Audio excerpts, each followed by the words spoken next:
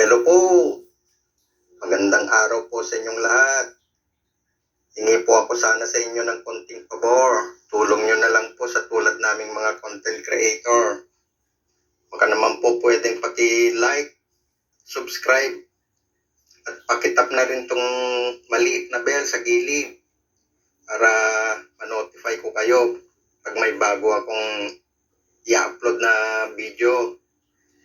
Sana huwag niyong kalimutan mag-subscribe. Salamat po. Sige, huwag na natin patagalin. Ito na, makinig at manood na po tayo. Gusto niyo po bang gumaan ang pakiramdam niyo? Pag mabigat ang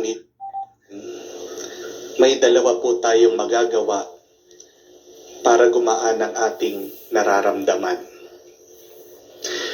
The first thing that you can do so that you can feel relief and peace in your heart is to do a deep sigh. Anong ibig sabihin nun? Magbuntong hininga ka. Paano yung buntong hininga? Huminga ka ng malalim, inhale, exhale, release mo, pabagsak, sabihin mo. No? Siguraduhin nyo lang po na nag-toothbrush kayo, ha? Baka maamoy kayo ng mga katabi nyo. Mahimatay yung mga yan. But try it. When you are stressed, when you are anxious, pag galit ka, naiirita ka, nalilito ka, naliligaw ka, magbuntong hininga ka. Try it. Inhale. Exhale. Bagsak mo, labas mo lang. And do it as much as you need it. Kailangan natin yan. Tingnan nyo, binigyan tayo ng halimbawa ng Panginoon. Nakikipag-away daw itong mga Pariseyo sa Kanya. And what did Jesus do?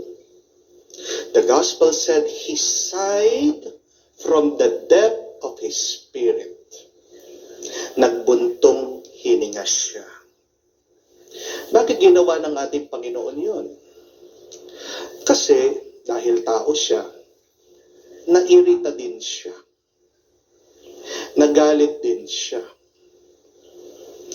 At ang pagkairita at ang pagkagalit, hindi naman masama. Tandaan niyo po. Tao ka. Hindi mo maiiwasan na uminit ang ulo mo sa iba, lalong-lalo na kung meron silang hindi tama at mali na ginagawa. Di po ba? Ano ang masama? Yung nagtatanim ka ng galit. Yung nagiiwan ka sa puso mo ng sakit ng loob. Kaya napakahalaga na magbuntong hininga ka. Dahil sa iyong paglabas ng hininga, parang inaalis mo din yung pangit, hindi tama, yung masama na yung nararamdaman. When you do a deep sigh, you are cleansing your heart and your soul. Pag galit ka, huwag mong dadaan sa mura, sa masasakit na salita. Umpisan mo doon para gumaan-gaan ang iyong kalooban. Inhale, exhale. You will feel a certain kind of relief in your life, in your heart. Put a period in your pain. Paano mo tutuldukan yung sakit ng iyong kalooban sa pagbubuntong hininga. At pag tinuldukan mo yung masakit na iyong nararamdaman, ano yung susunod doon? Sana naman ngiti. Sana naman tuwa. Amen? Marami sa atin Sinasabi, oh, nakalimutan ko na yung nakalipas. Tinutuldukan pero inuumpisahan ulit ng isang hindi magandang alaala o karanasan. When you put a period on your pain, hopefully, the next experience is joy. The next experience is peace. The next experience is something good and beneficial for you and for others. Amen? Doing a deep sigh, my dear friends, is also and can also be your prayer. Pag nagdarasal tayo, hindi naman kailangan perpekto ang ating sinasabi sa Diyos. Di po ba? You can approach the Lord as you are. If you're confused, then be confused before God. If you're anxious, then be anxious before God. If you're ashamed, guilty, then approach the Lord with your shame, with your guilt. Yung bigat ng iyong kalooban, dalhin mo sa Diyos. Kung sawa ka na, suko ka na sayid ka na, iwan mo sa Diyos. At kung wala kang ibang maisip o masabi sa Diyos, then your deep sigh can be your prayer. Leave it to the Lord. Inhale, exhale, release all of your problems, all of your stress, all of your worries, all of your anger, all of your heaviness to the Lord. And God appreciates that. Ano bang hinahanap ng Diyos sa atin? Yung maging totoo lang tayo sa Kanya. Because God wants a true relationship with us. At hindi magkakaroon ng isang totoong ugnayan kung ikaw ay nagtatago, nagsisinungaling at nagbabalat kayo. Amen? That is the first method. That is the first way to experience the relief and peace in your life. Try, do it every day. Make it as your prayer, a deep sigh. Magbuntong hininga ka. Sa gitna ng iyong mga problema, ito sana maging iyong panalangin at dasal. But secondly, pangalawa, kung gusto mong gumaan-gaan ang iyong nararamdaman, subukan niyo po ito. Stop pleasing people.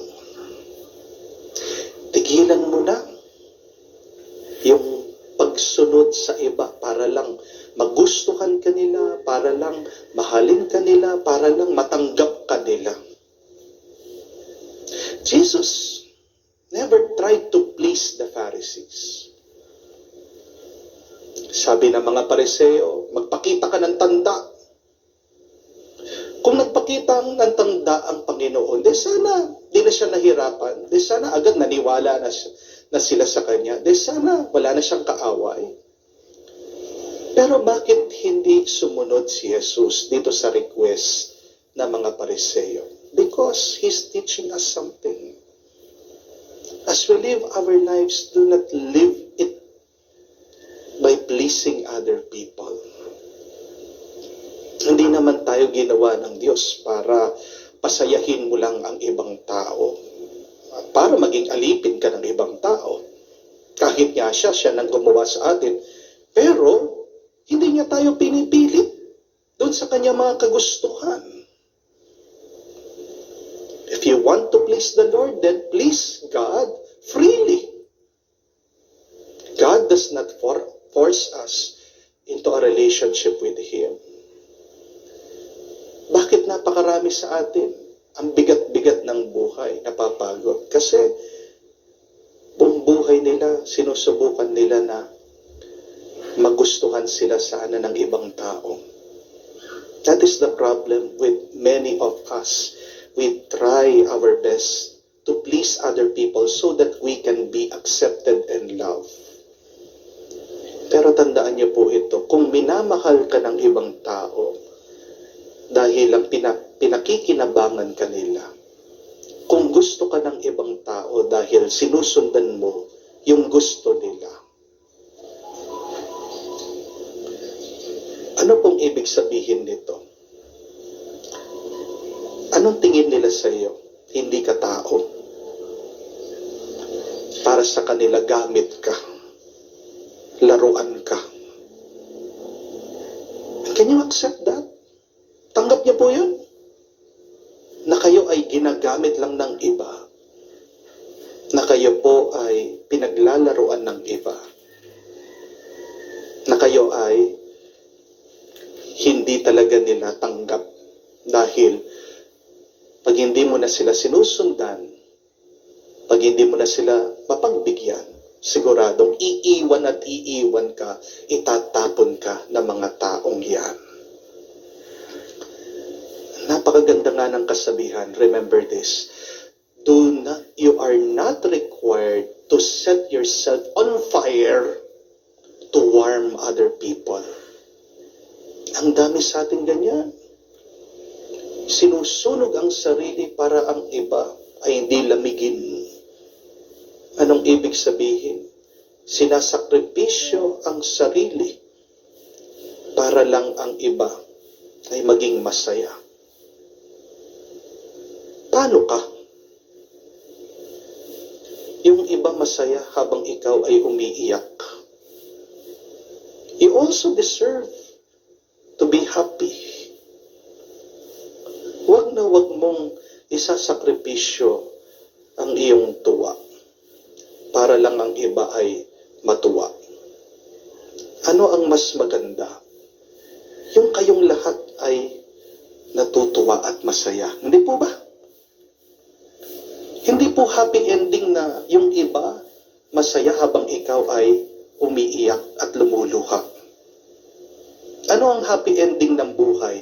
Yung tayong lahat ay nakangiti, yung tayong lahat ay nagdidiwang.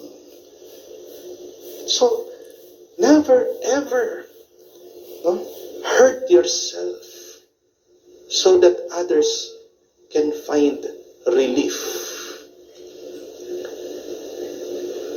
Isa pa nga na paalaala, huwag kang matatakot na mawalan ka ng mga tao sa buhay mo. Mas matakot ka kung ikaw mismo ang mawawala dahil palagi mong piniplease ang ibang tao.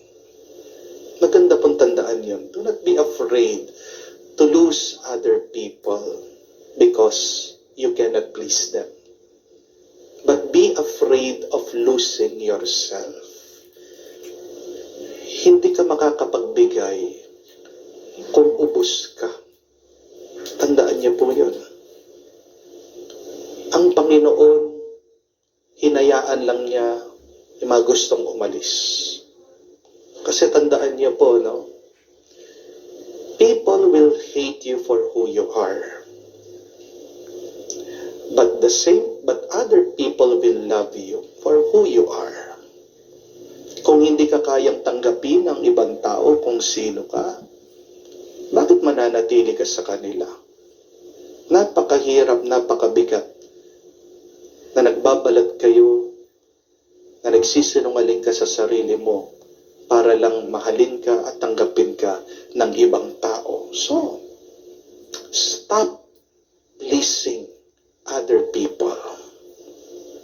Kung tatanungin natin, anong kagustuhan ng Diyos para sa atin? Alam niyo, sasabihin ng Diyos na palagi din tinuturo ng isang santo, St. Francis of Sales. God wants us to be who we truly are and be the best of who you are. Sino ka? At galingan mo kung sino ka ba talaga. Bakit po napakahalaga na maging magaan ang ating kalooban? Bakit importante na dapat tayo ay payapa? Kasi, pag mabigat ang iyong kalooban, pag nahihirapan ang iyong puso, mahirap maglingkod. Mahirap sumuyo sa Diyos. Amen? It is difficult to love, it is difficult to serve with a heavy heart. So we have to free our hearts from these burdens, from resentment, from pains. At paano mo gagawin magaan ang iyong buhay? Dalawa. Una, gawin mo ang dasal ang pagbubuntong hininga. Labas mo lahat na nakakabigat sa iyong puso, damdamin, kaluluwa. Take a deep sigh every day, just like Jesus. But secondly, stop pleasing other people. First and foremost, please God. Do not ask, ano bang gusto ng iba? Pero mas mahalaga, tanungin mo, ano bang kagustuhan ng Diyos? At ang unang kagustuhan ng Diyos ay buhayin mo ang buhay mo kung sino ka ba talaga at galingan mo sa pagpapakita, pagpapakilala kung sino ka ba talaga sa ibang tao. Be who you truly are and be the best version of yourself. Ito yung ating hilingin sa ating banal na misa. Naway tayo palaging basbasan, tayo palaging gabayan ng ating Panginoon ngayon at magpakailanman. Amen.